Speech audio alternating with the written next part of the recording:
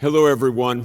One of my favorite books in the New Testament is the book of Hebrews. It was written to the Jews. That's why it carries the name Hebrews. But it was the first century believers, Jewish believers, that book was written to. They were outcasts in their world and society and to everything they knew according to Jewish culture because of their faith in Jesus Christ. And the writer there, we're not sure exactly who that writer is. A lot of theologians have their guesses, but there's just some powerful truth in there.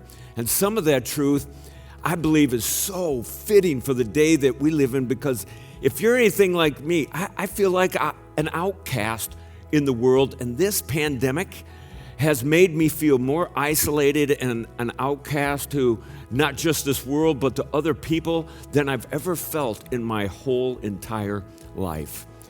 So the writer of Hebrews in the 10th chapter, starting in verse 22, he gives some encouraging to-do list, things that we can do to push back against what we're experiencing as Christians. And in verse 22, he first of all starts out that we are to draw near to our God. And I don't think there's ever a bad time to not draw near to God. And that's a step that we can take in our Bible reading each day and prayer, and just saying, God, I need you, and just draw near to him. And then in the next verse, it says to hold fast our profession of faith. And even though it's getting assaulted from all sides, let's remember, this is not our home. Heaven is our home. We are here to be the salt and light of this world, to preserve righteousness in our day and time.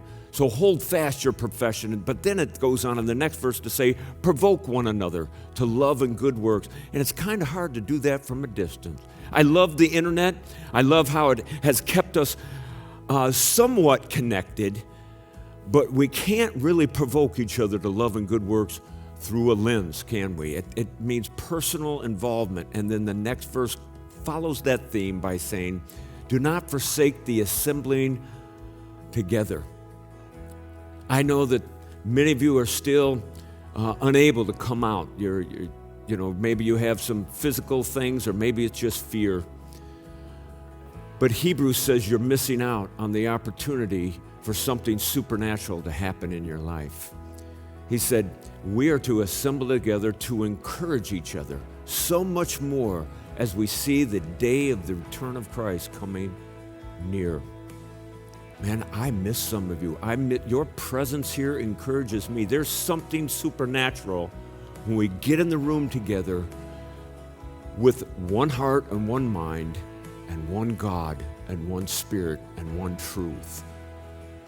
I know you're missing that supernatural movement in your life, and I just want to encourage you to get here as soon as you can so that we can experience the movement of God in our life together again. God bless you.